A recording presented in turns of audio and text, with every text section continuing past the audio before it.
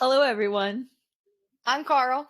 And I'm Em. Welcome to our podcast discussing all of the latest books. This is the first episode, and we will be discussing Fourth Wing by Rebecca Yarros. We promise to give you all of our honest opinions on all the characters, chapters, and scenarios. We don't mean any harm to any of the authors. This is solely our opinion. We promise to call them like we read them. So there is a little intro at the beginning of Fourth Wing that just kind of gives you an idea of what to expect us to talk about today. Fourth Wing is a non-stop thrilling adventure fantasy set in the brutal and competitive world of a military college for dragon riders, which includes elements regarding war, battle, hand-to-hand combat, perilous situations, blood, intense violence, brutal injuries, death, poisoning, graphic language, and sexual activities that are shown on the page. Readers who may be sensitive to these elements, please take note and prepare to enter Basgiath War College. So there's 4 different quadrants: the riders quadrant, the healers quadrant, the infantry, and then as well the scribe quadrant. We mainly focus on 2 of those, but you do hear a little bit about each one here and there. So I'd just like to note, there's a beautiful map of the continent and then a beautiful map of the college in the book, which was really helpful for me. I like being able to see it laid out and to use that when I get confused. I'm like, okay, where is she at? What are we talking about? And the main map doesn't really become relevant until kind of probably the end, but the college map was really, really relevant, especially from the very beginning. And then also I really liked the dedication, which the first part was about her husband, which was really cute. I really appreciated the very last sentence that says, "You hold the power to shape the world." And I think that is so relevant to this book and so exciting and such a good setting the tone for the rest of the book. So we start off with the topic of conscription day, which is where all of the candidates walk across what is similar to a bridge. It's just a rocky, small, thin pathway that they have to walk across. And whoever makes it to the other side gets to go into the riders quadrant and officially become a cadet. So think of walking the plank. That's yes, what I pictured in my head. So a couple of points that kind of happen in the first couple chapters is just really the doubt that comes across with Violet's family towards her. She's very frail. She's very fragile. They speak about that multiple times throughout the book, and her family just really, really doubts her. And honestly, I would kind of start doubting myself too because of everybody that's coming at you. But I do have to say that her "I will not die today, I will not die today" drive really set kind of like a little bit of, okay, well, maybe she's not going to let these people get to her. I really feel that was emphasized a lot in the first chapters, that she is not very good. And honestly, it's kind of a theme throughout the book of Violet, you're not good enough, Violet. We also are introduced to Rhiannon, which she becomes her best friend inside of the quadrant. And pretty much, I mean, she was told by her sister not to become friends with anybody, and almost instantly she's just like, "You're probably not going to make it with your shoes that don't have really good soles. Take one of mine." And she automatically shows her character is that she really is just going to pick and choose who she wants to be friends with, whether or not everybody else believes she should or not. It also shows, I think, her compassion. It shows that a lot of writers have this tough, no emotion, get business done kind of vibe, and Violet does not. She very much has this softer, an academic vibe that she brings to this whole thing that is really, really fun to see. It helps through to whether or not she keeps it, whether she, loses it or what happens. But I think Rhiannon is the first example of that. Switching boots with her really highlights that. But also in the same scene, we also get introduced to Jack Barlow, which kind of becomes like the villain almost through most of the first part of the book. But he just takes a kid and throws him off the parapet, and then all of a sudden starts charging at Violet. "You're next. I'm coming after you," and just instantly makes her target number 1 for him. And she luckily makes it to the other side, but he is still on the parapet, and she turns around and sticks a dagger straight to his balls, and just almost shows that she has this like inner strength that we're not sure we've seen very much of yet, but she definitely has it deep down. And I really think that pretty much set the tone for, kind of, again, I will not die today, I can make it. It definitely shows us, because we see how soft and compassionate she can be, and then right there, 3 pages later, whatever it is, it's, oh wait, no, I can be, but you're not going to abuse that kind of thing. So it's really cool to see that. And the theme too with her as well is she gets injured very easily. So, a lot of the weaknesses that she could show, she chooses not to because she doesn't want to be seen as weak and frail. We get introduced to her childhood friend, Dane. We also in this chapter get introduced to Xaden, who just instantly by his description is just super fine and super, super good looking. But Violet is told to stay away from him. Xaden is the child of the leader of the rebellion, and Violet is the child of the general who kills the leader of the rebellion. Xaden's dad killed Violet's brother, Brennan. So it's a little bit of a forbidden love kind of situation that starts pretty early. She talks about him being gorgeous, him being super attractive, but he pretty much wants to kill her. So it's just instantly becomes one of those. At least that's what she thinks the whole time, because we've said that enemies to lovers that we just... Yes. So when we're introduced to Dane, the childhood friend, he starts doubting her pretty much instantly. We learn that his signet, which whenever they do bond with a dragon, they get a kind of special superpower, and he can read minds, which we'll figure out later that it doesn't work in anybody's favor. But Violet is then moved into Xaden's wing, which I think that he did that just so he can punish her.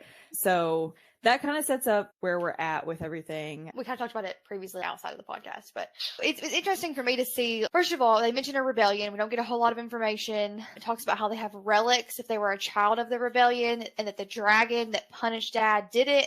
It's very vague. We don't understand it fully. And honestly, it's talked about even throughout the first book, but it's not fully explained. The relics aren't at the point. So we'll probably talk more about that later. It's also interesting to see that some of the new cadets that cross the parapet, they line up in the formation afterwards and they talk about how many people died, how many people lived, but they also bring a couple of dragons over.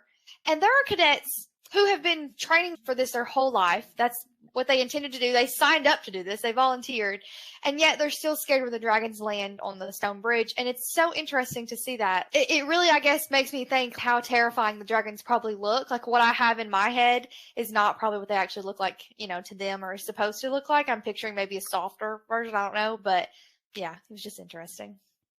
To me, in that whole scene, I just kind of looked at it and I was just, did they maybe not really want to do it? I was thinking maybe they are, which we later find out with the rebels, that they're all forced into this quadrant. But I'm wondering if there may be rebels who were forced to do this, but that was the only option for them kind of situation.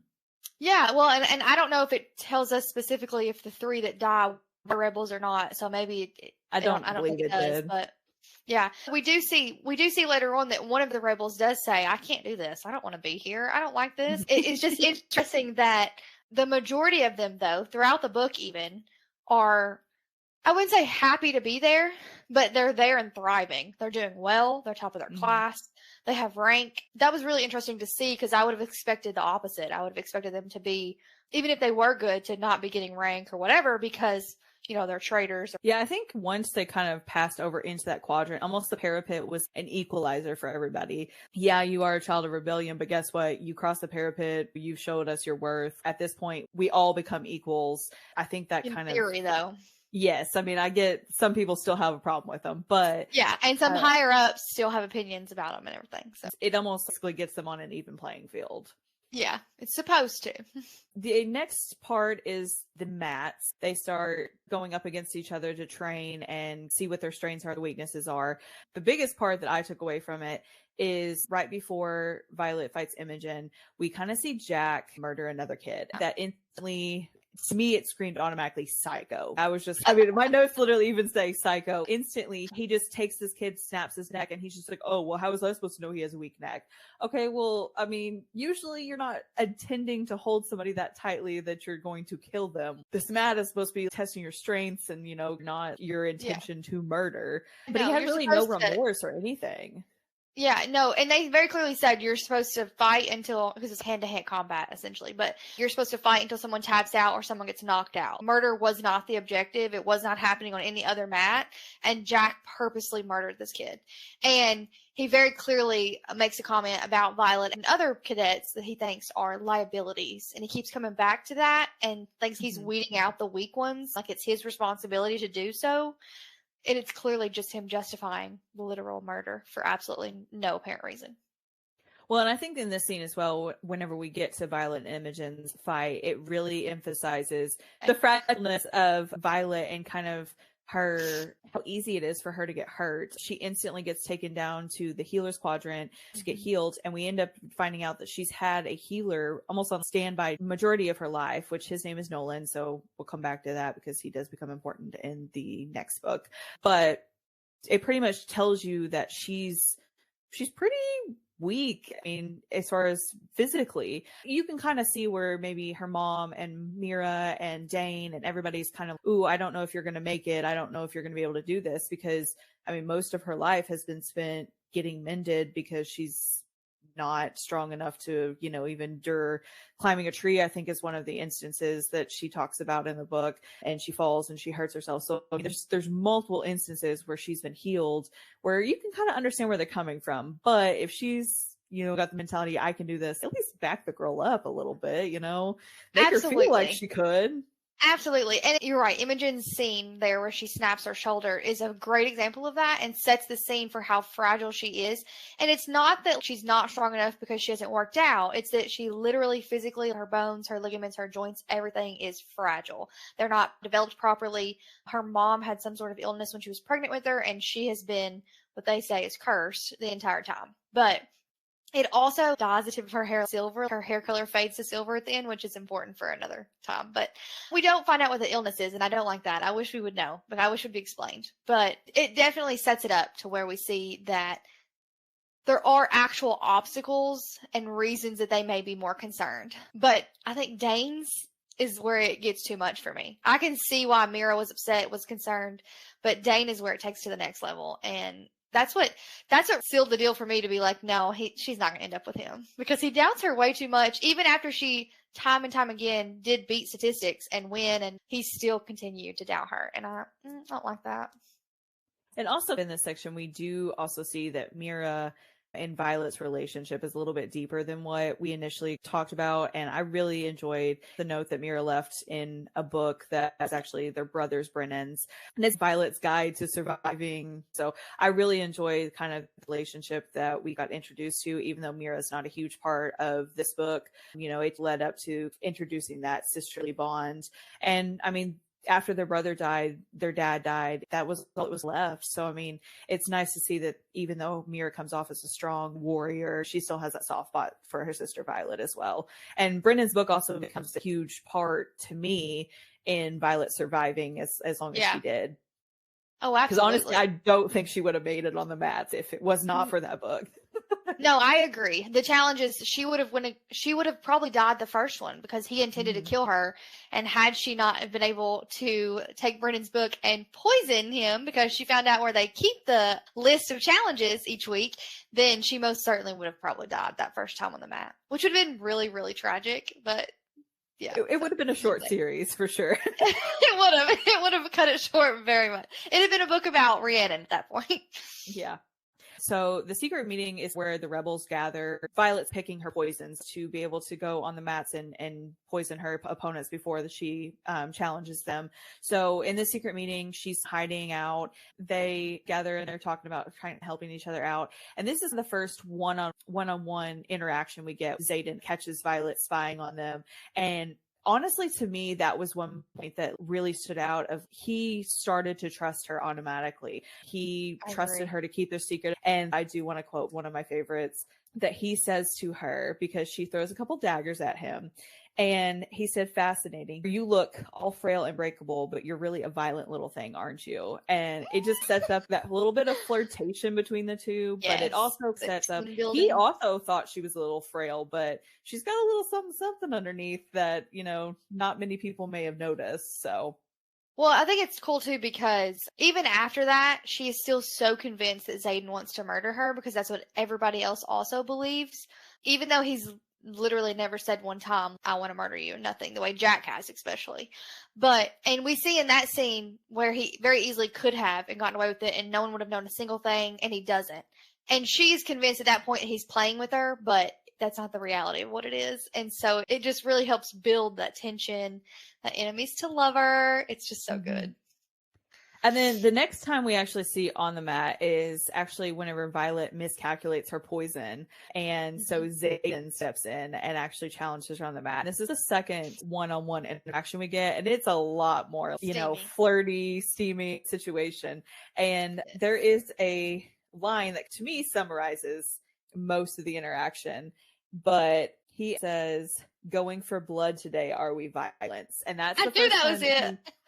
And that's the first time that he uses her nickname as well. And that becomes like a trend for her throughout the book that he refers to her as Violence, because he really, for some odd reason, somehow he just knew that she was a little bit more than what everybody else seen that she was. And even I think more than what she thought she was for the most part. Yeah, I agree.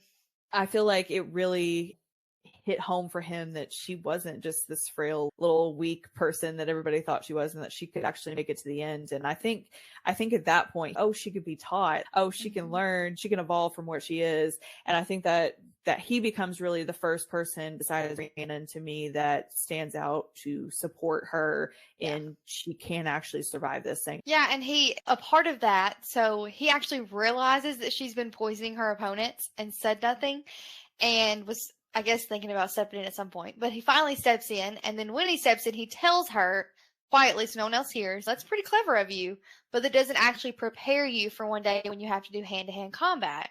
And so it's really interesting to see, and it's very confusing for Violet, because she's like, why would he want me to learn how to defend myself if he just plans to kill me? And so I feel like that's the flip where she's like, okay, he's had twice now that he could have killed me, and he didn't. In fact, he went out of his way to help me.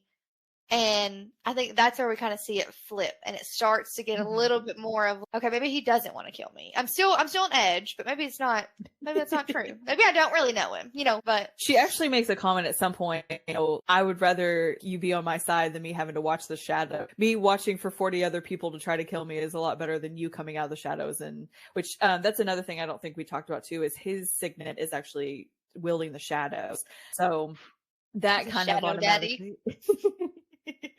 So he really does come out of the shadows, as they describe multiple times. So he just appears out of nowhere. So really, he is something that would come out and could easily honestly, he could slit her throat with his shadow if he really wanted to, as we can see in another scene as well.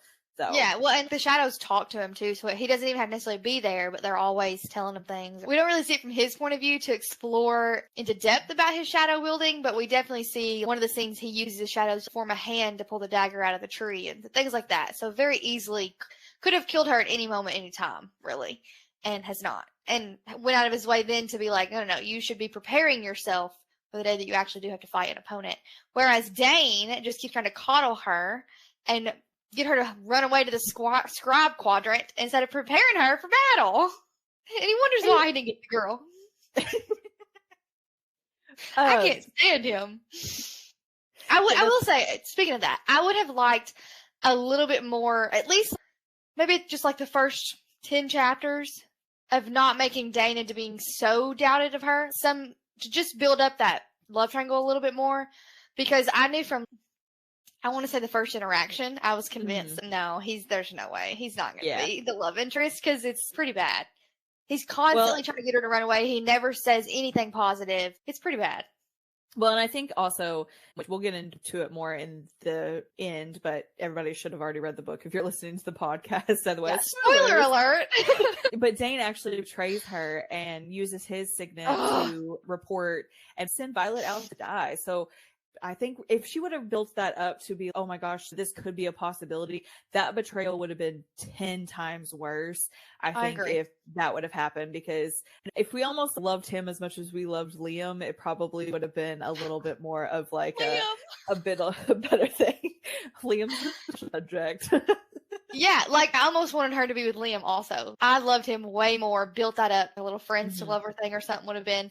But 1,000% Dane was from the very beginning. And I called it that he was going to betray her. He touched her way too often and in so many different contexts, like it wasn't appropriate to touch her face.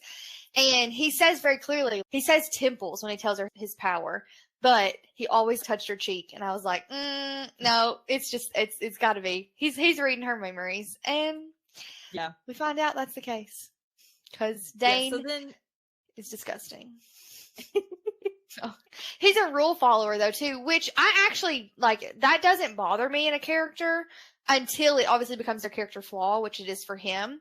But I would almost disagree that he's a rule follower to a T, because he very clearly invades her privacy, has no problem doing so, and he's not supposed to do that either. So I think he does what serves him. That's really what it is. Well, I think more so he does it to serve the good of all, basically. He does it to like serve authority, like he wants to please his dad. I mean, the military group, I believe, believes that they're doing what's good for all, because they do keep secrets from basically the whole world. So I think in Dane's mind, he doesn't know about all these extra stuff. So I think he really thinks that him reading her mind is a little bit better. That's not rational. Saving the world by invading your privacy, Violet, even though I think I love you. What? No. So next part is the gauntlet, and the gauntlet is, I kind of pictured it as the American Ninja Warrior kind of ramp that you go up. Yes. So deadly obstacle course. That's how they describe it. So the only way to live is you have to make it to the top. If you don't make it to the top, you die. Like, point blank period. There's no other exceptions. So with that, we kind of, right before the gauntlet, we kind of start learning about the different types of dragon out there and feather tails. So they're color coded mainly, so that really helps. So they start going into the gauntlet, and Violet, to me, more of that scribe in-depth thinking than what most people would have. Is, she uses things which they consider illegal, because she used a dagger to help herself get up because she's so small. And that kind of changed like a little bit of a turning point where Zayd kind of defends her a little bit. And he's just kind of like, it was his idea to switch it up too. Yeah. When she's struggling and can't do it the right way, is not necessarily the only way. So that she then starts thinking outside the box to get more creative, so that she does get up, because she tried, I think they had like 8 or 9 practice runs before the actual one, and she failed every single one of them on the practice runs. Yes. Until she came up with the out of box thing. And another cadet tries to challenge her on it, and Zayden takes her side and defends her, and it's delicious. Yes, yes. And then there's also a section that I really enjoyed, that it led to me like a little bit of Violet's, I don't know, sassiness, getting her spunk to that I can do this. I can, I got it. And Dane asks her what changed between the parapet and now.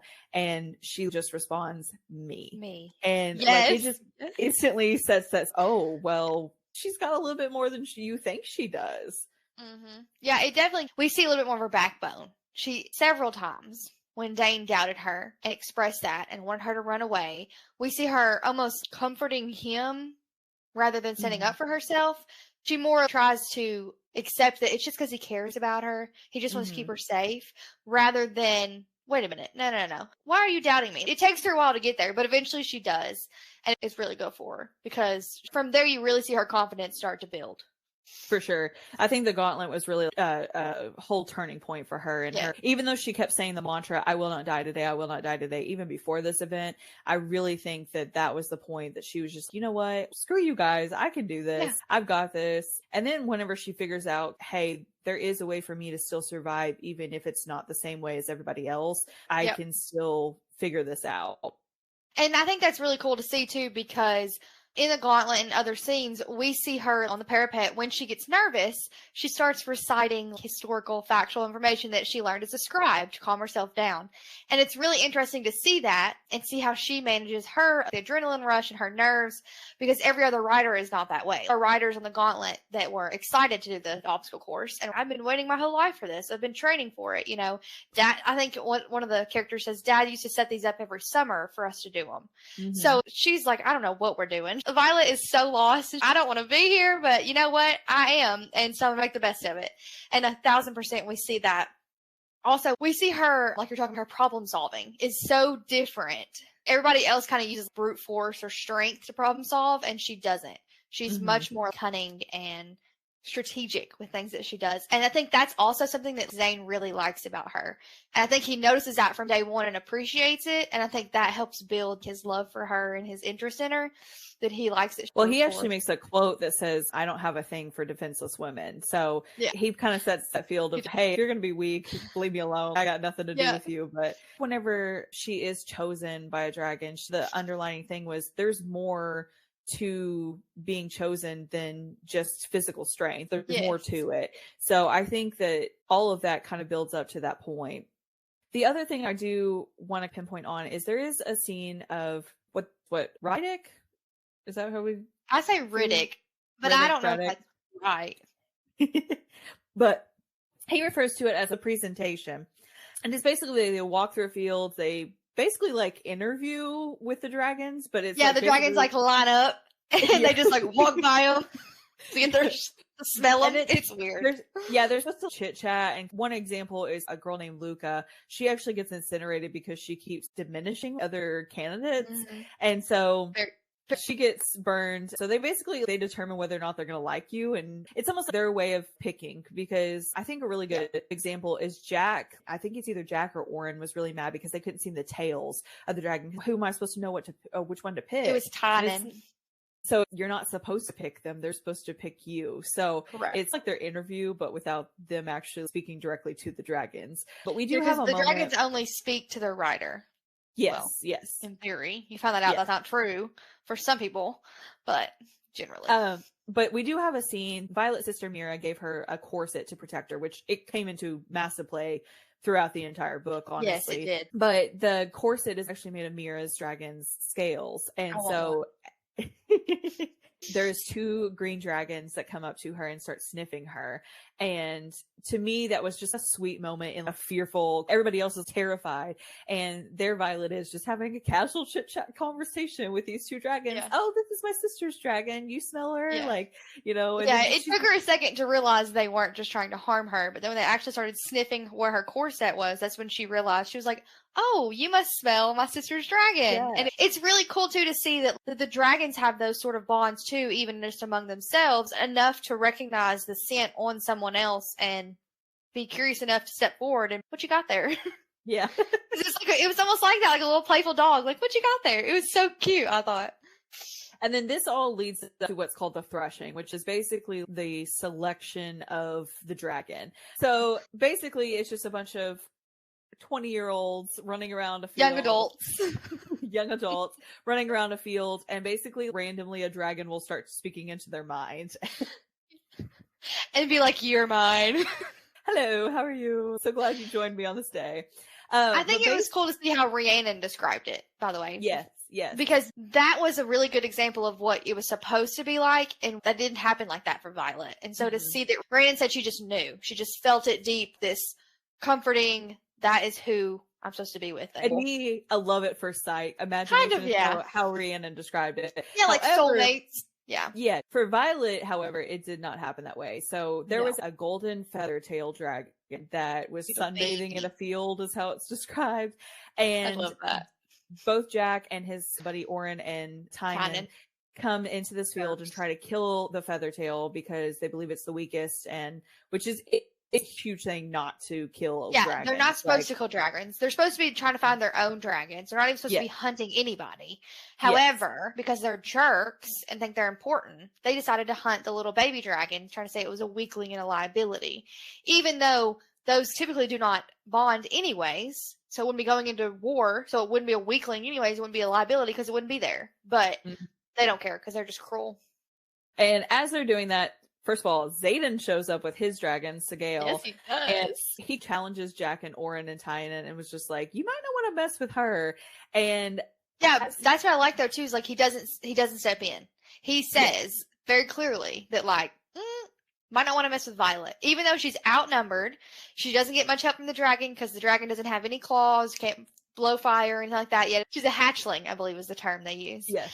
And he pops over, and they're not supposed to. Second years and third years are not supposed to interfere or interact during this threshing. However, his dragon has an attachment to the baby dragon, and so they popped over just to watch, to keep an eye on him, and says, I love it that he's like, don't mess with Violet. He doesn't say, I'm going to do anything. He says, you better not mess with Violet. And they're sitting there. The black dragon comes into the scene and starts speaking to Violet. And one of the first things I love that he says is he calls her the silver one because of her hair. But one of the first things that he says is, "You're bleeding. Stop it." Like, it was just like this Big Brother annoyed. It was kind of yes, like, 1,000%. That's how he sounds in my head. Yeah, it was just, come on. Of course, why? How are you already bleeding? Like, we're just supposed to be becoming friends. But yeah, and he's one of the most powerful too. So I love it that, and we'll find out, like, he has an attachment to the golden one, and that's the whole thing. He is mated with Zayden's dragon, and they're kind of like parents to the golden one, adoptive parents. But we see that, and he very clearly is from the beginning. He's like, "Come on, man, this is the one that's supposed to be paired with." However, he's very confident in his choice. He still is just like, "Come on, get it together for me." He just knows her potential, which I really love too. That he sees that from the beginning, and is like, "You can do it. Stop playing games." I really like the part where Oren is on the ground, knocked out. He sits there and the black dragon makes a comment, "You should kill him." And she said, "Well, this whole situation is a statement of his character, not of mine." So I really like that Violet is still, "Hey, I'm not going to kill anybody. That's not what I'm here for." Which, honestly, once she does actually kill somebody, that does kind of change the whole ball game for her, I think, on a mental level. So I think that really speaks a lot to her character again, that she is not going to try to kill somebody just because, even though they're trying to actively kill her multiple times throughout the whole book. She should have killed Jack before. Should have killed Oren at that time. Yeah. She should have killed him multiple times. However, she does not, which you're right, does speak to her character, is very impressive, even though it comes back to bite her in the rear end later. But... and he does. I love that he's like, "You should kill that one." Yeah, because he killed the other one. I really like ran like a little coward.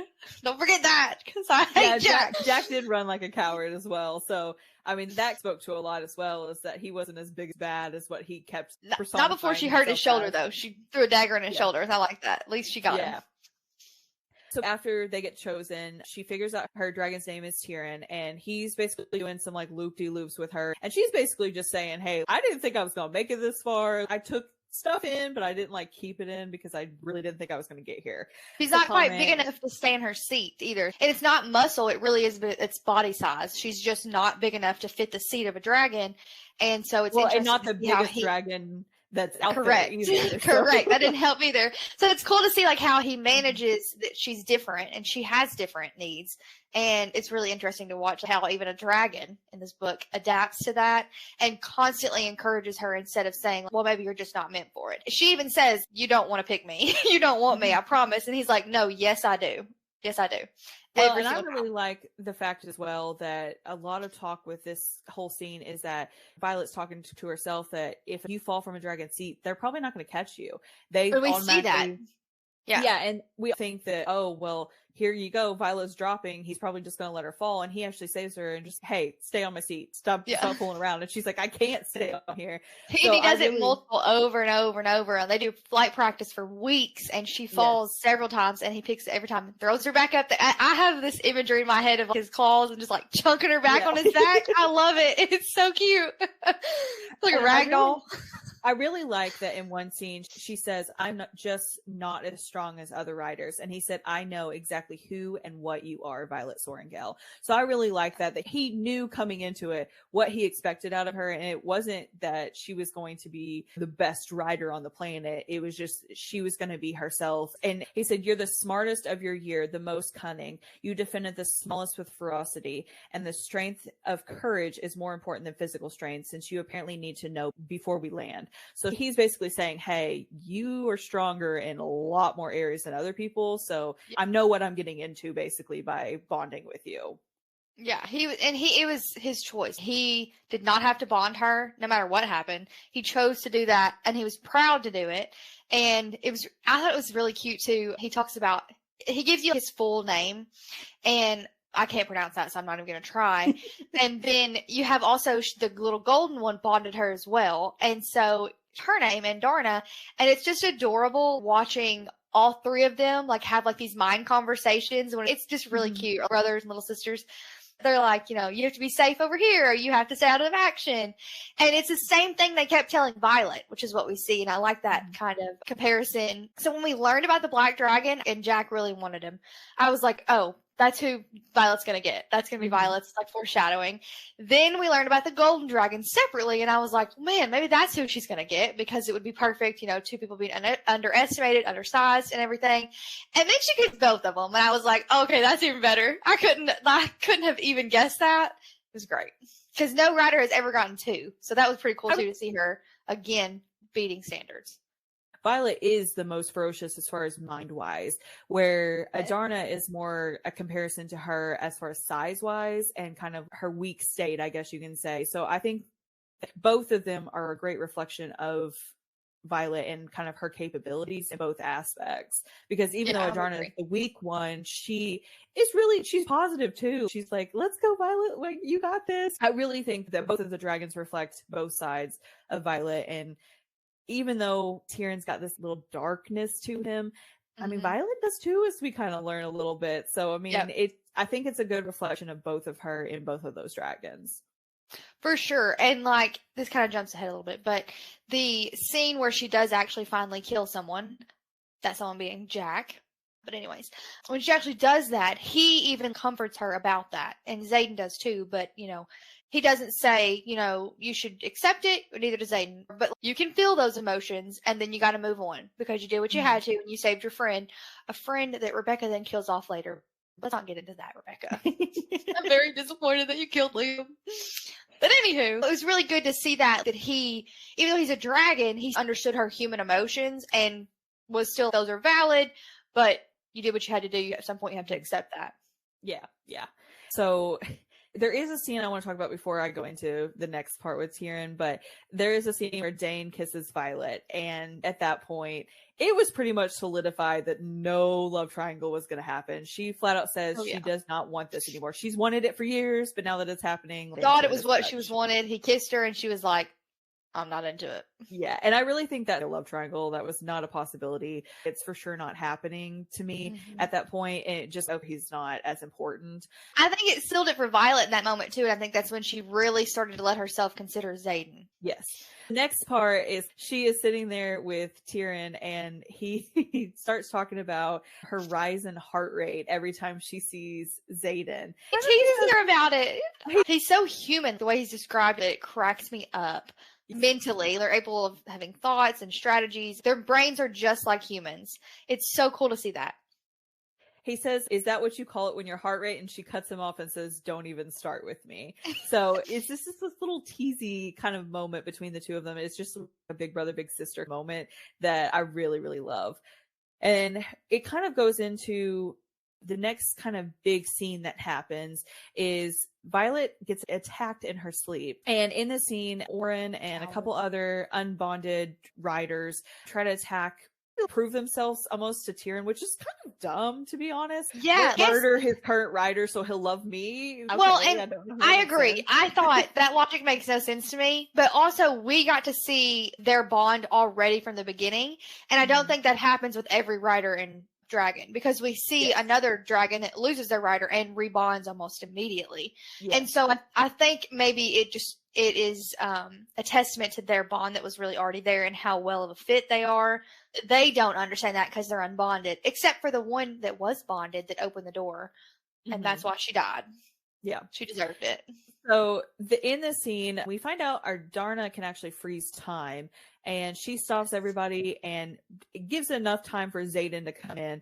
And basically he just goes and just murders everybody with his shadows in that moment. I really think it's not just a flirty relationship here. I think there's actually something that's going to happen.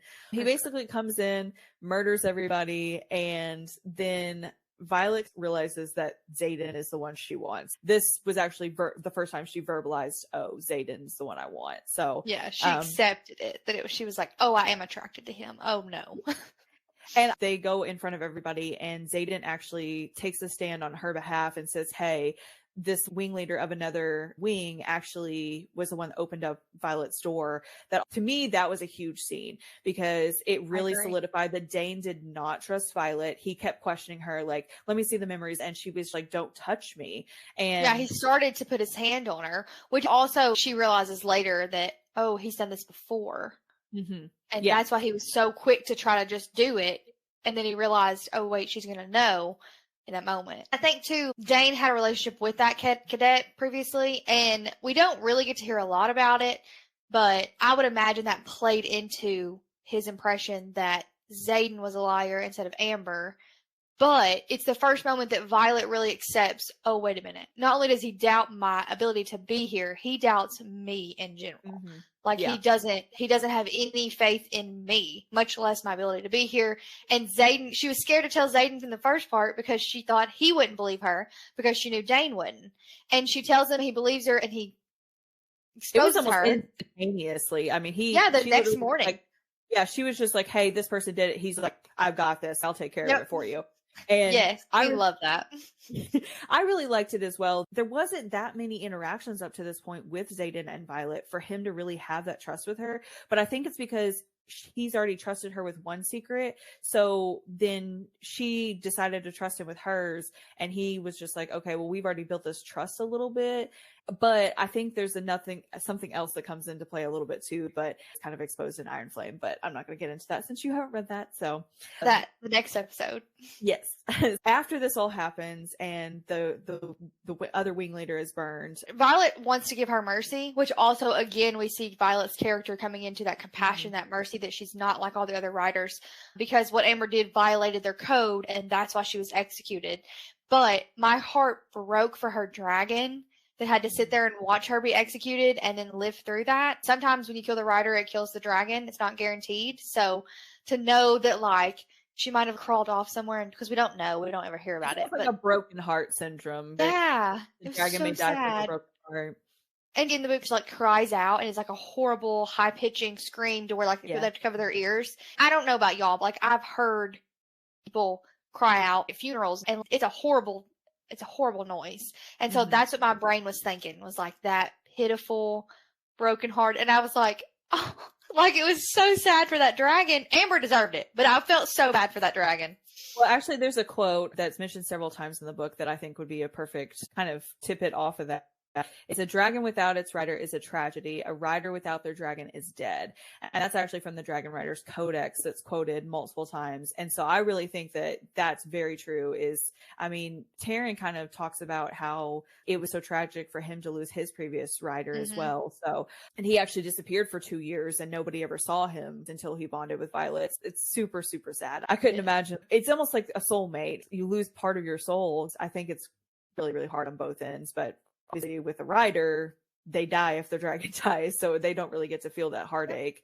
And it may be just a reflection of dragon has a bigger heart, so it's able to live longer, where a rider doesn't, so it's not as strong enough. I'm just thinking about Liam. I'm sorry. My man, you had to kill my man, Rebecca. But it was cool to see that from both ends, though, too, I will say. It was sad, but it was cool to see a rider die and then see how the dragon responded. And then later we see Liam's dragon die, and then he dies right after. We do get introduced at the end of this kind of scene. Liam becomes the bodyguard for Violet. Xaden basically puts him on personal guard duty because I know we didn't really touch on it, but Sigale and Tyrion are mates. So basically the theory is if either Violet or Xaden dies, both dragons and both humans also die. So yes. Can you imagine if they do? Poor Ondarna is going to be left alone. She might die from a broken heart too. I really hope that doesn't happen. Rebecca, don't do it. Please don't. Please don't. At least maybe if she has another dragon alive, she still will live. I don't know how that works. It's not been recorded in their history. But we do also discover that all the rebels' children actually had some kind of agreement to become riders. So that's their only way into this area, is to become a rider, which I think it's a little harsh, to be honest, because absolutely. I mean, basically your only way to live is that you become a death sentence. Is what it's referred as. A death sentence, or you have to become a warrior for the people that your parents were trying to rebel from. Even if they survive the college and become an actual writer and graduate, they still, according to Violet, are statistically more likely to die before they ever even reach retirement age. It literally is a death sentence. They pretty much force you into the military service. You either die before you get there or you die while you're serving. And that's the only way for you to prove your loyalty because of what your parents did. Even ones that were babies when it happened. So it's not even just like the adult children or the teenagers. It's all the way down to little babies. The youngest, I believe, is now 6. So would have been little. So Garrick, actually, Zayden's best friend, mentions as people are like, when do we get to kill Violet? And he defends her a little bit. Well, she's being forced to be here just as well as we are. She's in the same boat and we don't want to be attacked. So why would she want to be attacked? So I like that a little bit as well. Yeah, and he says that it's the Navarian way to punish the children for the crimes of the parents. It's not our way. Yeah. And it's really cool to see that he can very mature point of view, because the majority of people obviously would not feel that way. And it was just neat to see that, because he has no bond with her. He doesn't have his own relationship with her or anything. They're not friends. And actually when he says that, it's pretty early on. So I'm not even sure if he's really met her or talked to her. And it was just really cool to see how mature some of them might be, considering we build this big idea up that Xaden wants to murder her, much less anybody else. And Garrick is very quick to say, that doesn't make any sense. We shouldn't do that. Well, and it's emphasized a lot that the Rebels kids want violence. They want revenge. Some instances they say that, as well as when do we get to kill Violet to get payback for her mother's doing and all that. So I think that there's a huge part that is played on quite often. Oh, absolutely. He even mentions, don't think you got your revenge when you dislocated her entire arm from her body. Mm-hmm. And Imogen's like, she's lucky that's all I did. I think it's even cool to see that too, because these kids that grew up without their parents and watched their parents be executed, the anger, obviously, and the revenge that is rational, and they still don't kill anybody because of it. And yet you watch Jack, who did not grow up that way, who's very privileged, has no reason to hate anybody because he's getting everything once, and he's still out here just murdering left and right for fun and gets away with it. That's what eats me up. I really thought at some point that somebody in the authority was going to put him down. He's a rabid feral dog. But I think he's just textbook psychopath. So it's just his justification in general. But textbook psychopath in a college full of psychopaths. That's kind of what it felt like. I mean, they're all kind of bloodthirsty. It's known that you may be murdered if you're a weak link, but he goes above and beyond, and it's just insane to me. Somebody should just put him down. That's what should happen. Rabid feral dog. So ends what we consider the first part of Fourth Wing, which would end at chapter 22. We end with Sigale and Tyrion kind of have a little lovey-dovey session, and it overrides Violet and Xaden and makes them very lustful. We actually get a scene where Violet has this longing for Liam, even though she has no desire otherwise, but it's almost like an overpowering feeling of emotion, and she has his emotions are like flowing into Violet, and so while they're doing their thing, she's also getting all of those emotions, and she doesn't realize it at first what's happening. Then she slowly does, and she's like, oh my gosh, I cannot jump Liam's bones. That'll be so awkward tomorrow. So she goes to get some cool air, and that's when she sees Xaden.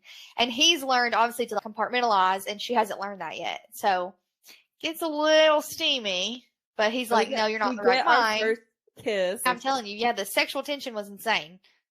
And I mean, they were really flirty the whole time. So you knew it was bound to happen, but definitely did not think it was going to happen because Sigale and Tyrion were getting it on and they felt their emotions. I think it definitely opened up that relationship. For sure. Well, it is the first step where they cross a line and we see that happen. So it does then from there escalate, because there's a rule that really first years are not supposed to fraternize with leadership. And that would include Dane, although he doesn't appear to think that applies to him in some instances. In other instances it does. Yes. But it also applies to Xaden, probably even more. Almost like selective hearing. Mm-hmm. Selective something. I like that man. But we do finally get a kiss. And as much as the buildup has been, it's really neat to see him be able to be like, you're not in your right mind to consent, and I'm not going to engage with you, and you need to go back to bed. That was hot, because most guys would not do that. So, of course, these fictional men are always setting standards that we don't have in real life. But anywho, thanks for that, Rebecca. I really liked in the next chapter where they're all gathering and Rhiannon and Violet have like a little schoolgirl giggle about them making out too. I really felt like that was really, really sweet. And she asks if he knows what he's doing. Rhiannon does. And Violet says it was just a kiss, but yeah, he knows exactly what he's doing. And so it's just a little cute little moment between best friends and little schoolgirls about the first kiss. Yeah. But Rhiannon is so here for it, and every single time is go for it. Would you please go get laid? And Violet is always like, no, I can't do that. She's so supportive. I love Rhiannon, by the way. There's a really good quote from Rhiannon that I think really shows her faith in Violet.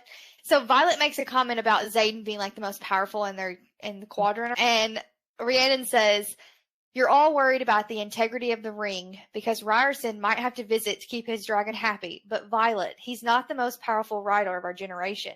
You are. And she holds my gaze just long enough to let me know that she means it. I love that. That is something we see throughout the entire book, is that Rhiannon never once loses faith in Violet and is always, tell me how I can help. She trains her to try to help her.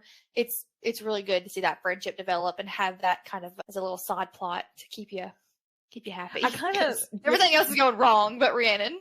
So then the next kind of thing is Jack and Violet gets on the mat and they start sparring. Jack is out for blood. He is ready to murder. And Violet, even though he's told multiple times again, do not. She takes out a vial of oranges after she finds out Jack is allergic to them. She again chose to save his life after his throat swelling up, and she's just, hey, I poisoned him with oranges before she passes out. She said that before he did, otherwise he would have died, which I wouldn't have complained about at that point. Unfortunately. She should have let him die. Before she passes out, saves his life again. And honestly, at this point, I think it's like 6 times that she saves Jack's life. And it's just like, plenty. What for? Like, why? Yeah, she's better than me because I would have killed him day one when he was on the parapet. And in this section, there's a spot where Violet snaps a little bit at Dane. And I really like this line where she says, I know you just want to keep me safe, Dane, but keeping me safe is keeping me from growing too. And that was the first time that I really seen that little bit of, hey, stop with the not confidence in me because like I can't do it anymore. I love it too also because that's a direct quote from Xaden told her, he's holding you back and he's keeping you from growing. And then she turns around and says that to him and I was like, oh, you're listening to your man, ain't you? Okay. And in between there and the next portion we'll talk about is Violet runs into her mom and Dane's dad, and her mom actually makes another comment. You need to master your signet. You have a legacy to live up to or something like that. And it's just, okay, well, you didn't bond the most powerful dragon in the land. So, I mean, you don't know what's going to happen. Well, and not only that, but I mean, first of all, she's bonded 2 dragons. So this is the first time in history, I think it said in 400 plus years that that's happened. And so nobody knows what to expect out of it. So who's to say she even gets a signet, which I mean, we know that she does, but in this moment, you don't even know. But I'm basically building the new legacy for our family because I'm the one with 2 dragons. Like, period. And she never says good job or I'm proud of you for anything that Violet ever does. It's constant criticism. And in the very beginning, her mom is a little bit of a soft moment with Violet. And I really thought that we were going to be able to see that more as the book explored. And it's the opposite. She just gets harder and harder. And it's no wonder that Violet ends up defying the authorities because she's not had a great example. Her mom, after her brother died, her mom totally changed. It talks about that her mom was willing to sacrifice one child for the secret, and Violet accepts that, well, I'll just have to be another rather than, and that's a really big moment for me to see that she kind of accepts that there really is no chance of a future relationship, a good one at least, with her mom. Which is sad because, I mean, it's sad. Especially you lose one parent and then you also lose your brother. You would hope that would build this closeness, which there's actually a line whenever she visits, which we'll kind of go into, but she visits Myra at camp and she actually makes a comment that, you know, we've never been that happy family. Even before they died, we never were that happy of a family or that close of a family. Which I think also builds a foundation for Violet's confidence in herself, as she's always had to basically support herself. What's different now situation. Well, and books have always been the way that she does that. She loves learning. She loves knowledge. That's always how she's gotten herself ahead. She's always the top of her class. What she says multiple times is that her mom always would compare her to her siblings and she would never live up to it. And she accepted that at some point. Now she's doing better than them and has had professors that even say you are better than them. And her mom still doesn't have a single nice thing to say. So the next part is whenever Violet and Xaden start training. So after the whole instance that happens with Jack, basically Xaden makes a comment, I guess I'm going to have to take over your training from now on. So they start spending a lot of time together. They train on the mat. They just have these little flirty, like wrestling sessions basically, which I think really builds up like more of like a flirtation tone for what's to come. Because up to this point, we really only had maybe like 4 or 5 interactions with just them. So it was nice to kind of see a lot invested into that relationship building with them in those scenes. Yeah, and it helps too that since their dragons are connected, their minds are also connected, and so they can talk to each other mentally, and that takes the flirtation for me to a whole other level. Yeah. They have little private conversations, flirty conversations. I love that. And she is so determined to see his control snap. I love that too. So it just slowly, the tension is just building and building, and we're getting slowly closer to the tip of the scale towards lovers instead of enemies. And it's really good. There was actually a scene right before they get to the part where they can start talking to each other in their head. They have a challenge to steal something, and they choose to steal a map from Violet's mom's office to win this reward. And at the end, she makes the comment that she looks up at Xaden, and he tilts one corner of that beautiful mouth and tips an imaginary hat to me, bowing his head for a heartbeat before bringing his gaze back to hold mine. Satisfaction fills every ounce of my being as I smile up at him. It doesn't matter how the vote comes down. I've already won. Yes! You know, you did good there. Just has that one-on-one in a room full of people. And it's just, okay, well, here's this little flirty thing to themselves. And this was before they even could talk to each other inside head. So, I mean, they have that communication already without even words being involved in it. Yes, yeah, that relationship is building. Yeah. Well, in relation to that, how we see him expressing his feelings without saying it, he's much better at doing things. So he has her a personalized dagger made, which is her personal choice of weapon. It's so cute. And then he has her a saddle made for her dragon so she can stay on. And I was like, this man is in love. This man is in love, and he doesn't even know it, sis. Oh, it was so good. I love that. I love seeing that. We love that he falls her. And there with the reward session, I really liked the scene where Myra is actually at the post that they get sent to. She kind of runs up to her, and she's super happy, but she's just like, oh, I've got to tell you all of this stuff, because she instantly gets that sisterly feeling with her, and they talk briefly about and she's like, Zaden's a complicated subject. And she almost like threatens Xaden in one of the scenes too. Don't you dare do this with my sister. Then I really liked the table scene too, when they're sitting there planning on how they're going through some training tactics, and they're communicating telepathically, and she nudges Xaden quietly, and they're sitting there having a whole fight behind the scenes with everybody. And I just found that so cute. That was honestly one of my favorite scenes with him. Yeah, well, in relation to that scene in total, it was really cute because I think it was 3 days maybe they had been apart, and he flies over there and says that it's the dragons that can't be apart. But in reality, we all know it was Xaden that didn't want to be apart for 3 days. He does say that in his, whenever they're doing that telepathic thing in that section, he actually makes the comment. He said, aren't you sure it wasn't me that couldn't stay away, or something like that? So the quote that was said was, you never considered that it was you I couldn't stay away from.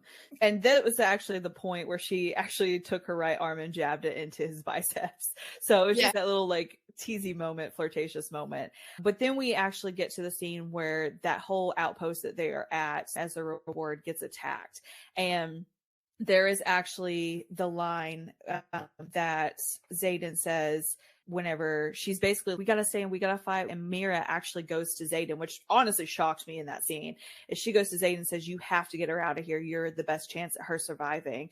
And to me that was left field, because earlier she was just basically, stay away from her, don't have anything to do with her. And it makes a comment right before he kisses her again, and he says, leave for me, Violet. It was just, I mean, I'm still gonna fight about it, but yeah, I guess I'll get on the back of this dragon, just resistance, but still happened. Yeah, she was mad, but yes, he's like, can you walk, or do I have to carry you onto your dragon? And she has like this little I'm mad at you kind of vibe the next day. And Tyrion had reported to Sigale, Xaden's dragon, that she hadn't slept very good because the not knowing whether or not her sister lived. And she actually makes a comment to Tyrion in her head whenever she's saying, like, stop reporting my sleeping habit. She says, Adarna is my favorite. And it was just like a little jab at Tyrion, I'm mad at you. And he kind of just snorts afterwards, which again plays that brother sister vibe that I really enjoy with those two. Yes, for sure. Well, and from there, we really start, their relationship really develops. After that is when he buys the saddle, and eventually we get to the scene where she does kill Jack, and we learn that her signet is lightning. So that was a big moment. And I really want to quote the lines that I literally got goosebumps. I mean, even the third time reading through it, I got goosebumps. And she says, I am the sky and the power of every storm that has ever been. I am infinite.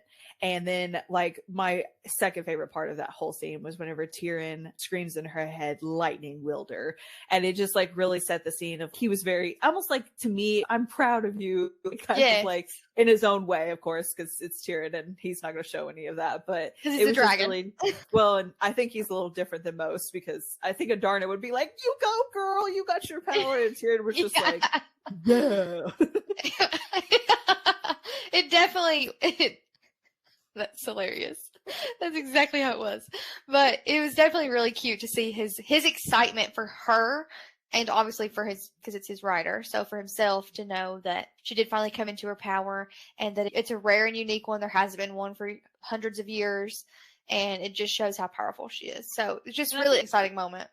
I think it's also important to note that Tyrion's previous writer, Naolan, I believe is how it's pronounced, his actually was where he could heal people. So all of Tyrion's previous writers have had powerful things, but I think this one was more powerful than what even he expected, honestly. Yeah, I think at that point, there was actually a lot, now reading through it the third time, there's actually a lot of different spots that actually hinted at what her power was that I did not catch on to. There was reference to like a jolt, a thunderous description. She even says within the first chapter to Mira that she's lightning fast. You know, there's just several different spots that actually reflected that I did not catch on to at first. Yeah, like her hair had the silver ends, and then Taryn calls her Silver One. So there's a lot of lightning imagery that you find throughout the book once you realize that's what the actual power is. So also in the scene, what triggered her signet actually was her friend Liam got stabbed by Jack. And so it triggered something in her to be, I've got to reach down inside of me and finally take care of Jack. You know, now he's not only harmed me, he's now harmed my friends. So most of the time that she actually used her powers for, I don't want to say malicious way, because it really wasn't, but kind of more of like a superpower to destroy somebody, was because her friends got hurt. And somebody she cared about got hurt. Yeah, it's definitely in defense of others. It's not even in defense of herself. And I think, you know, that there's something that she says after she kills Jack. She goes back to her room. She makes a comment, I believe it's to Xaden, and she says everybody else would be so excited to get this power. And her fear is she does not want to be this army's weapon. She wants to use her powers for good. And I mean, to be honest, though, that's kind of truthful. And Xaden kind of tells her whenever Dane's there and he's, you can use your power for whatever you want. And Xaden's like, don't sit there and coddle her. Let her know, yes, you will be used as a weapon, but you get to choose how that weapon is used. So for the good or for the bad. She really had that fear. And I think deep down, she knew there was something going on with the military in that part where she's like, I'm going to be used against people. And I think to me, that kind of spoke to that she kind of had an underlying feeling of something else was going on. Now, probably to the extent that it ended up coming out with, probably not, but she definitely had kind of an idea of what was happening.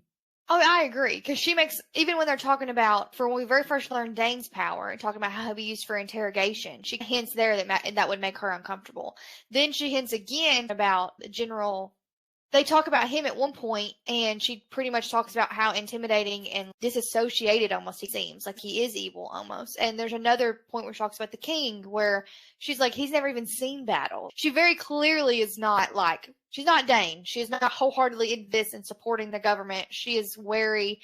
She's not quite where Xaden is either until the end when she realizes that there's secrets, but she definitely thinks there's something going on the entire time.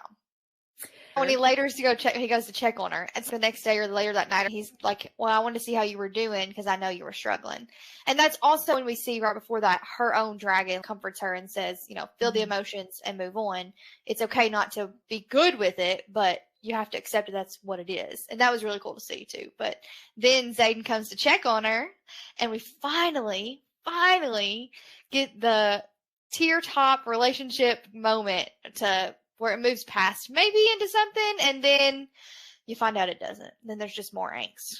Well, and I really wanted to talk about too is that there's two parts of that scene, not specifically to the sex parts, but she almost couldn't control her lightning during the whole sex scene. Yeah, she was overwhelmed. Yeah, so it kind of like pinpointed that her lightning is built on her own emotions, and it seemed to be anger and then sexual desire, excitement almost, that would fuel all that. And very strong, overpowering emotions, not like your typical. Yes. Then also, as they're sitting there kind of laying and chit-chatting afterwards, Violet asks Xaden about his marks, and he has 107 marks on his back, and she discovers that Xaden actually took responsibility for every one of the rebellion's kids and basically made a deal. She doesn't know who with or anything like that yet, but he makes a deal with somebody to basically say, hey, I will keep them in line if you let them live, and the deal for, again, to put them into the Riders Quadrant.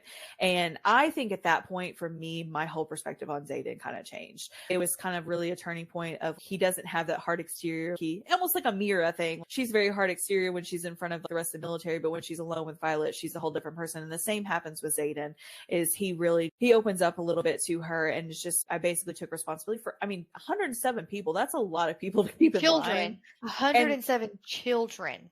Yes, and he made the deal that if they don't stay in line, he forfeits his life because of it too. It's not even just I'll watch over them. It's I'm willing to put my life on the line for those 107 children. Liam being one of them, which is so sad. Even to be sexier than what he was by the first descriptions, to be honest, because it was just, okay, not only is he good looking, not only can he fight, not only can he like build Violet up, but he also is just like a real sweetheart down deep as well, and cares about people. Yeah, no, I agree. So the one quote I do want to talk about is kind of the next morning whenever she has to go out and practice the lightning welding. Tyrion kind of teases her a little bit, and she's trying to get these emotions going, and he said, should I get the wing leader?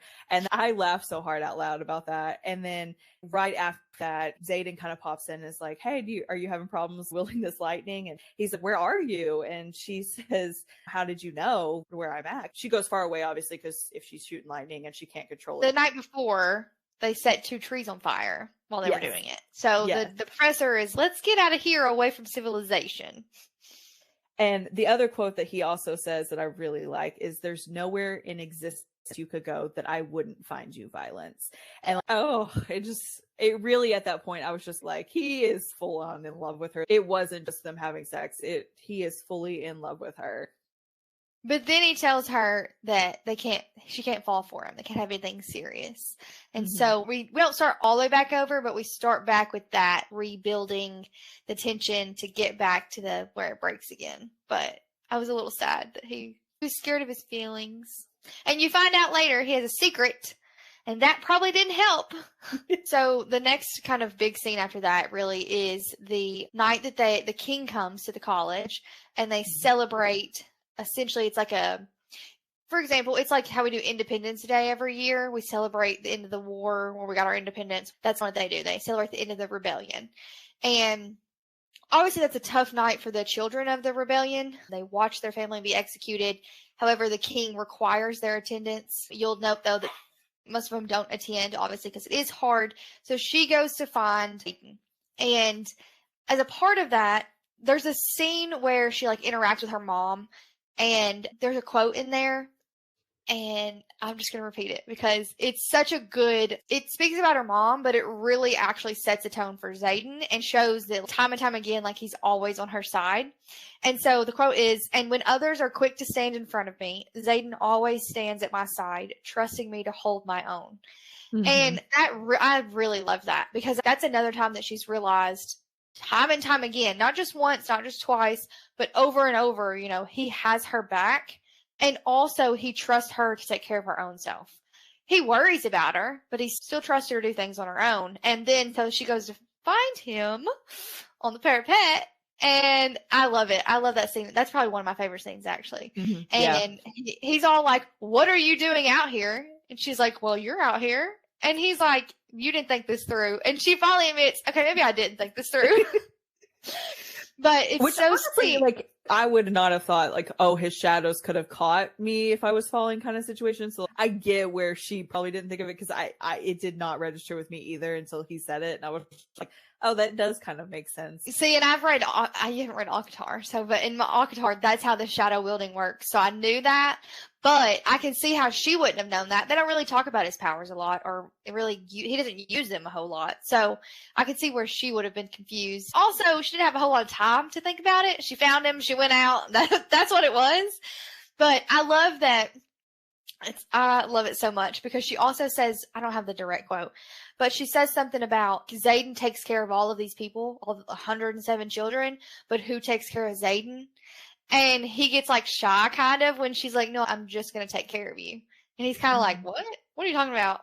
No one does that kind of thing. I love that. Like where it's intimacy, but obviously it doesn't have to be sexual. And so that, I think that really shows their relationship too. And that's kind of the turning point when he accepts, okay, I can't stay away from her anymore.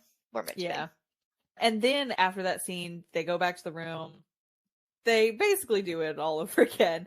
And then breaking all kinds of furniture. Yeah, in the middle of it, they get interrupted and they say that they're being under attack, which we end up discovering that it's War Games start, which is the last little bit at the end of the year. Oh, no, yeah. Yeah, and it's supposed to be a competition, but it kind of takes a turn for the worse. And honestly, this is the part where I hated Dane's freaking guts. Like, yes. So he's a traitor. Dane is a traitor. As they're sitting there getting their assignments and everything, Xaden's told to break up their crew to go in a couple different areas.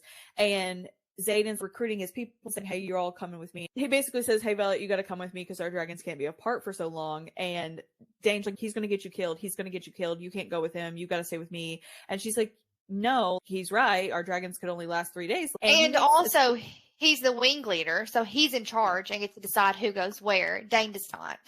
Yeah, but Dane actually makes the comment, I'll miss you. And instantly, as soon as he said that, I was like, oh, crap, he's done something. And then it goes into a scene that's just like them kind of in the fields and they're talking, and some Griffin riders come up, which if you've read the book, you know that basically it's established Griffin riders as the bad guys the whole time. Yeah. Everybody believes that they're bad guys. Well, it turns out Xaden knows that they're not, and so does all the rebels, Kit.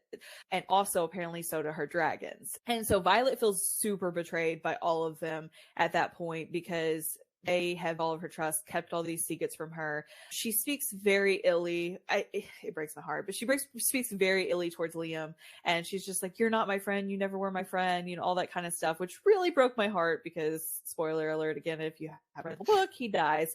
So she says really... it too. She says, the last thing I said to him was, are we really even friends? And I was just sobbing. I was like, oh no. They read this little note and Violet realizes that Dane sent them there to die.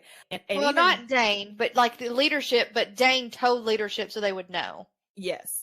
But Dane also knew that Violet was going there to possibly die too, because he says, I'll miss you. And then Xaden even asked Violet what was the last thing he said. And she said something like, I'll miss you. And he's like, okay. And I believe Violet even says, oh, Dane sent me here to die. And so he didn't even say, hey, Violet, I don't think it's a good idea for you to go because I'm sending them all to die. He just basically says, he's going to kill you. He's basically, you're going to die if you go with him. But he knew it. And he was just like, okay, well, I mean, it's nice knowing you. He would rather send her to die than confess to what he's done and prepare them for what they're going to find and potentially save them. He would rather send her to die, which just like cemented for me how horrible he is and how self-centered. And I was like, yeah, it's a good thing he wasn't actually a love interest because he might be worse than Jack. At least Jack was honest about what he did. Jack wanted to kill her from the beginning and he was honest about it. And hey, I can respect that more than I can respect Dane. That's for sure. And really the biggest part that really Violet did, or even Xaden and them did, was that he read Violet's memories about their secret meeting where like the location that he sends them to die at is somewhere they went on a secret meeting. Just 3 of the guys did. And that's all Violet knew, was that those 3 flew on their dragons to this outport, this post. And that's it. He says, I can't tell you why or what we did, but yes, we went there. And that's all Dane knew. And Dane snitched simply on the fact that him, his cousin, and one of his friends took a joyride to one of the outposts. And honestly, Violet snuck out at some point with Rhiannon to go see Rhiannon's family. So yes, I mean, you didn't send Rhiannon there to die too. So yeah. And honestly, I feel like Dane kind of also did it outside of the rule situation. I feel like he also did it because he was like, oh, well, If Xaden dies, then I'll have her all to myself.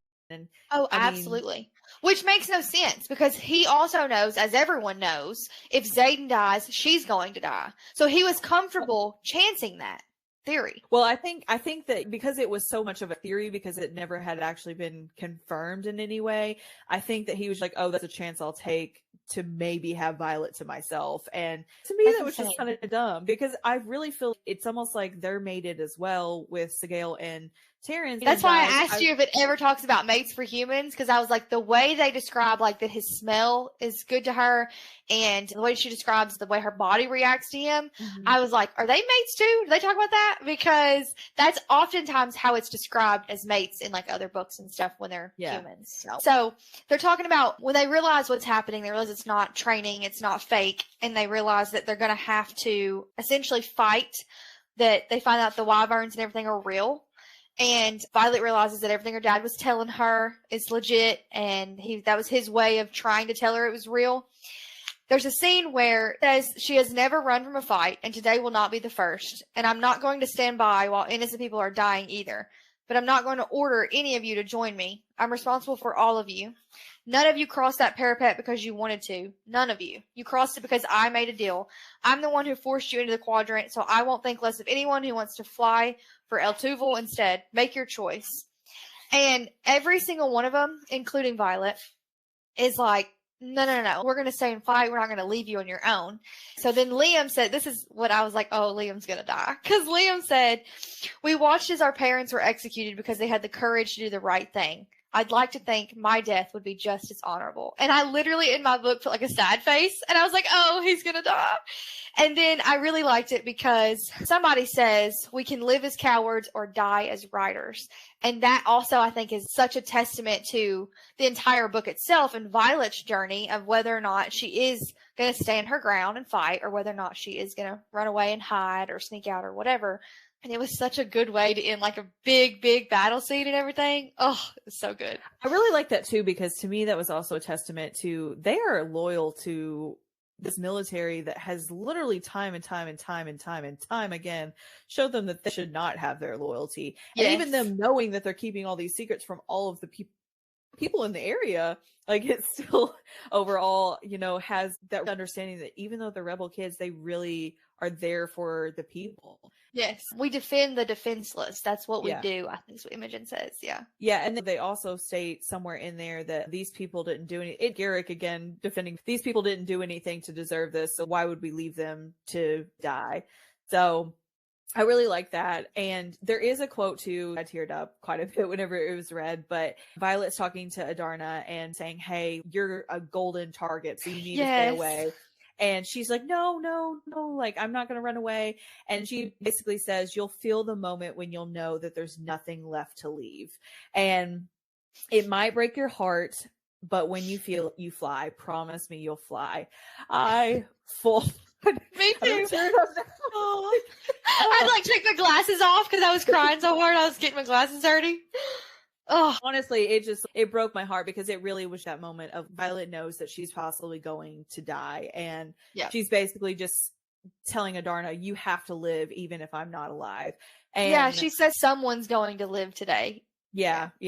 And I really, that to me, even though it really didn't have much to the scene, it really started setting up the emotional part for me. I just cried the rest of the book. So it's just basically, literally. And then not only do we get that big emotional scene there, then we get it with Xaden and Violet themselves, obviously, and that is, I pretty much sobbed the rest of the book almost. Well, and it really kind of angered me at that point, because even though she was mad at him for betraying her, she didn't kiss him. Oh my gosh, possibly going to die and never see each other again. It was just, okay, well, I'll see you afterwards. And it's like, okay, well, I thought you were going to this big battle. We may die. Like, what are you doing? Like, even though you're mad at him, you told him you loved him 100 times by now. Just kiss him, it's, I don't know. But Then we get to the scene where Liam dies, and gosh, this scene just wrecked me. Me too. I'm going to try not to quote anything because I'm pretty sure I'll start crying. So, as Liam's dying, so the dragon actually is killed. And like I said in the quote, a dragon without its rider is a tragedy. A rider without the dragon is dead. So, whenever the dragon is killed by the wyvern, at that point, Liam starts dying, and Violet is basically rushing to get him to his dragon. It's almost like the same scene where the dragon, he's crying out for his dragon. You know, he's in a lot of pain emotionally for his death of his dragon because he can feel that she's dying, or I'm not sure what gender it is, so sorry if I misgendered it. It's dying. Sorry. She gets him down there, and before Xaden comes in, she says, "You were a good friend, you were a good shadow," because, you know, just reminder, she just basically said, "Hey, you've lied to me this whole time. You're not been a good friend, whatever." And she basically reassures him. She says, "Were we ever really friends?" Yeah. And she reassures him that he was, and that she was just mad in the moment. And she makes two promises to him. One was to promise to hear Xaden out because he did have good intentions. And then the other part was to take care of my sister. And gosh, it just wrecked me. Me too. Wrecked me. She was like, "No, you'll be all right." And he was like, "Promise me." I was just sobbing. And like, she knew he wasn't going to be all right. So just hear the man out as he's dying wishes. But then Xaden shows up, and the minute she says, "Hey, Liam's dying," Xaden just, I mean, she describes it as emotional, just all of his emotions, like his grief. She feels his instant grief, and it's so powerful. I'm literally tearing up. It's so strong. And like, imagine, because she already had her own relationship with Liam, but they grew up together, him and Liam, and so he's had a lifelong relationship with Liam. And finding out that he led them there today, not knowing what was going to happen, not being prepared, and now he's dead because of him. That's how he thinks, and Violet thinks the same thing as her. And so it's a lot of guilt and a lot of grief that they're both feeling. And talking about quotes real quick, there's one part where, just like in her own head, she doesn't say it out loud, but Violet says, "This isn't fair. This isn't right. Not Day, not Liam. They're the strongest of our year. They're the best of us." Like, as if she just cannot possibly grasp that this would be an outcome at all. And it's just so sad. She's so fumbling, trying not to believe it, and really doesn't want it to be true. And me personally, I had to take my glasses off. I was sobbing. I had to put the book down. I kept trying to like underline and annotate, and I had to put my pen down because I couldn't see the page. So it was horrible. But it's again another turning point where Violet just digs deep, gets all those emotions, and attacks. And Xaden's trying to build like a wall to protect all these people so they can get into this cave. And Violet's like, "Drop the wall. I've got this." She just instantly becomes like this strong, like warrior figure, where she's just like, I'm going to get them. And she targets one of the venom, which is the even after she's been stabbed and poisoned, and she's literally bleeding out, she still is like, "No, I'm about to do this. I'm going to handle this and end this." So I feel like it's also important to note that, so when a dragon dies, the rider dies. But whenever the rider dies for the venom, then all of the wyverns die. So she goes and targets one of them. They die. But she also, in that moment, they also get to a point where she starts trying to freeze time a little bit so she can control the lightning, which Adarna, she's not supposed to be doing that with Adarna. Like, Adarna was not supposed to bond in the first place. So she's basically draining Adarna. And, you know, it's at one point where she kind of passes out after she notices she's killed them, and Xaden goes and kills the venom, and she falls. And so when she freezes time, Adarna also freezes time to try to save Violet. As she's falling from the sky, she lands on her back. She's freezing time to try to save her, which, granted, Adarna cannot hold a rider. She's too weak and frail for that. So when she freezes time, she's using, I think she's got left to save Violet. She basically falls to the ground, and Xaden gets there. She's going in and out of consciousness. They're sitting there talking. "We've got to take her back to the college." And they're like, "That's too far away. She's not going to make it." And they decide to actually take her to another place that they have been secretly meeting at. It's closer by. So with that being said, we end up into another betrayal. And so they get to this place, and Xaden's just like, "You have to fight." He makes a comment, "You can hate me all you want when you wake up. You can scream, hit, throw your daggers at me for all I care. You have to live. You can't make me fall for you and then die. None of this is worth it without you." And so then you hear in the background a familiar voice, as Violet refers to it as, and he's asking, you know, what's going on. And Satan says, you have to save her. Well, then we go into Zeta's point of view in the last chapter as Violet's basically unconscious. And we end up finding out that her brother Brennan is alive. And never died. Well, he may have. They do talk about in one point that the Naolan Terran's old rider tried to use his power to save Brennan. So we don't know if he actually died or if he was so close to death and then Naolan basically saved him, or kind of how that happened. We don't know any of that yet. Well, he didn't stay dead, I should say. Yes. So we find all that out, and we find out that all the Rebels kids knew that Brennan was alive, and especially that Zeta knew. So she wakes up and she figures out where she is. There's also another point that is kind of interesting that I also found, that the point that she makes is that Melgren can't see outcome of when more than 3 of you are together. That's why you're not allowed to assemble. So basically the reason why the rule is that 3 or more cannot assemble is because the general who can see the future and can see what happens can't see at that point, which is kind of an interesting thing, because I don't know if that's because of the relics or because he says that I thought it was, he says he thought his relic was a curse and he realized it's a gift. And so it's connected somehow, but in this book, at least, I don't know about Iron Flame because we haven't read it, but it is not explained yet how exactly that occurs. And then I also kind of really like the scene too, where he, even though she's mad at him, he says, I can't help it. I smile. This brilliant effing woman is mine, or was mine, will be mine again if I have anything to say about it, which I probably don't. Yeah, I love that. He's basically like, you know, she is mine, but she's not mine. And then he also says, no, I'm not giving up until she tells me to. Things might be complicated, but so are the both of us. It's also really cool in that whole chapter, just his point of view, over and over, he compliments her. Even when she's passed out or when she's awake, he calls her a uniquely beautiful woman. He says again, when she figures out where they are, the location, he says, a brilliant effing woman. Again, he is just constant in awe, and he's so in love with her.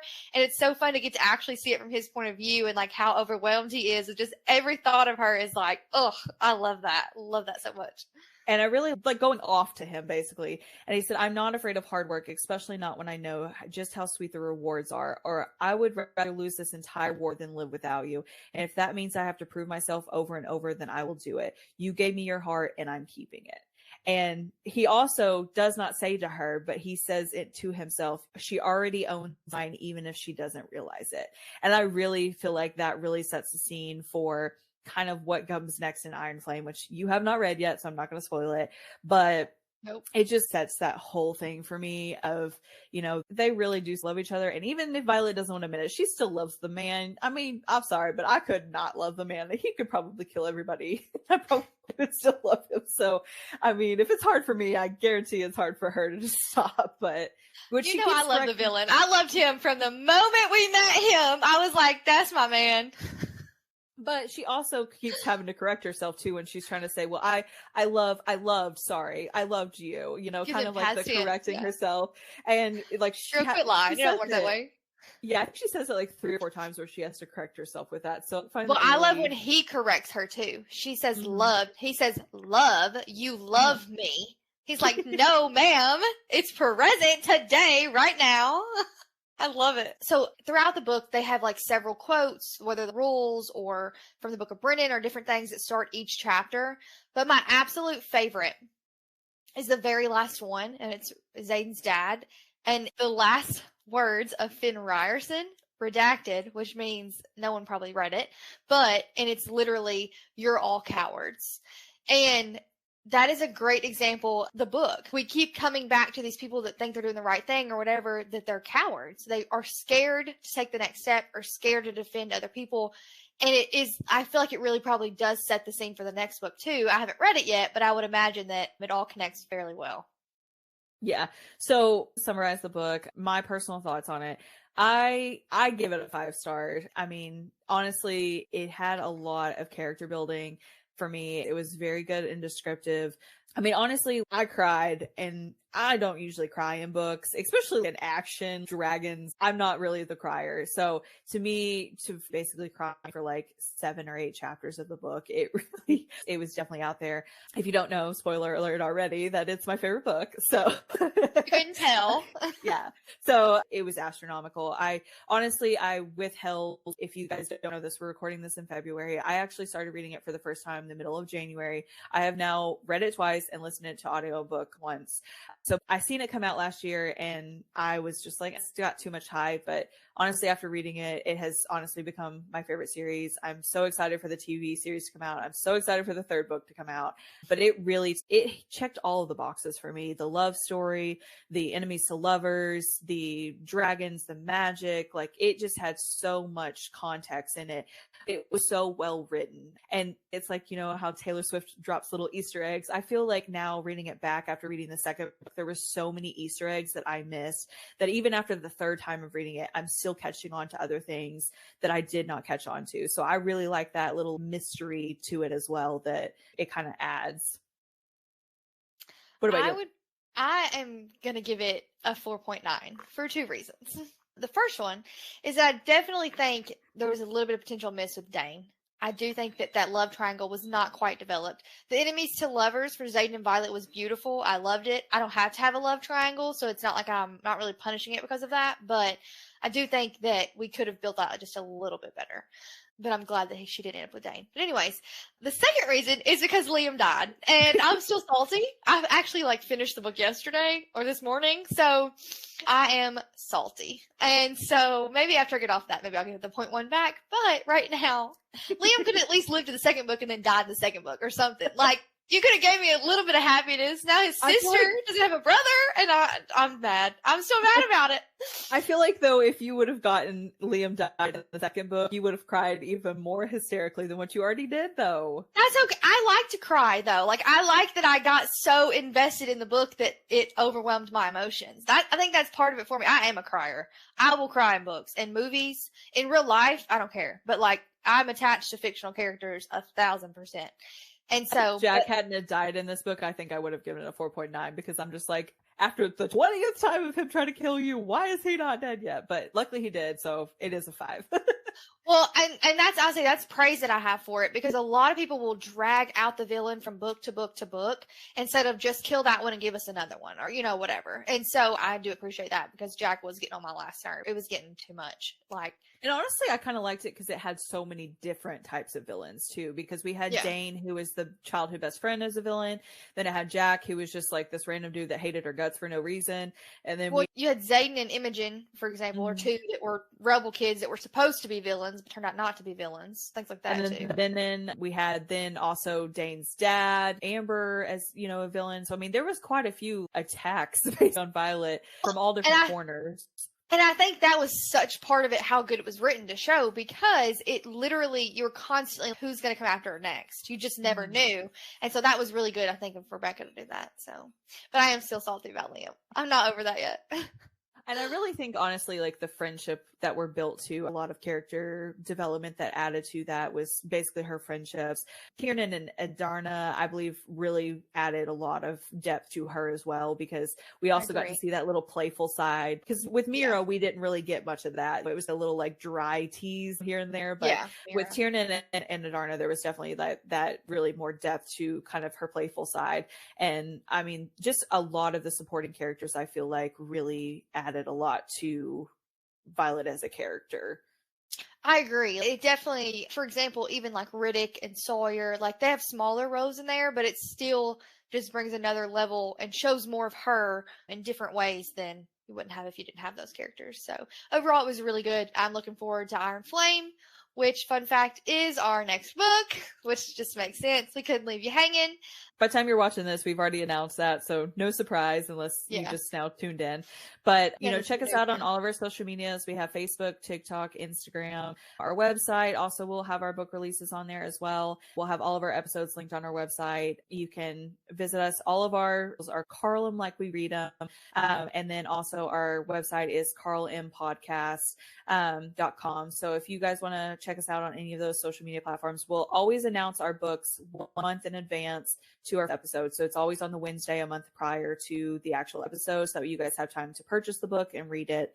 And then by time you're also getting this episode, you guys have also learned that episode 3 and 4 will be some fan theories. We're also going to talk about some kind of bonus content, such as the bonus chapters. We're also going to talk about reflecting back on some things that we now, after Carly for sure has read the second book and I've read it, some of the stuff that we have caught on. But we're going to go into a little bit more depth and talk about that, just because there's so much that there is to these two books that is literally impossible for us to do it in just 2 podcasts. In April, we're planning on having where we talk about different genres. So if you're not into fantasy and this was not your cup of tea, I appreciate you staying to this point, but we're not just stuck on fantasy. So this, of course, was just something I really enjoyed, and I've been begging Carly to read since I read it. So this was a great gate opener for her to get to this, but we will probably be bouncing back to the third book whenever it is released. We also want to let you guys know that on our website, we do have a link where you guys can send us some of your fan theories, some book suggestions even. You can message us on Facebook, Instagram, or anything to let us know what you would like to hear us to read, because we do want to also read what you guys have out there. We're going to go through your suggestions, figure out what works best for us, because we also don't want to read something we may not enjoy. So we're going to pick out from there and kind of see what fits for us and go from there. But yeah, so don't send me no cowboy romances, because we ain't reading them. I can't do it. I'm sorry. I know I sound Southern. You'd think that would be my cup of tea. It is not. No alien invasions, nothing like that. No. But no, we will not be reading Planet Barbarians. But we definitely, you guys also have the opportunity to subscribe to our channels. With subscribing to our channels, you guys get some bonus content, bloopers. We will also be posting some bloopers on TikTok, but you'll mainly get a whole feed of the bloopers, because you wouldn't think that we have as much as we do, but we have probably at least an hour's worth at this point, and this is only our second episode, really. You'll get to know us very well in the bloopers. So you guys can subscribe to that as well. You know, if you guys have any questions or anything, suggestions to us, even to how to make this podcast better, let us know as well. We're open to it. This is obviously the first time we're doing this, but we're really excited to be on this journey with you guys and get to read these books and kind of discuss them, send them our way. And we hope to see you on the next episode whenever we come back with Iron Flame. And, you know, we're always going to call our own like we read them.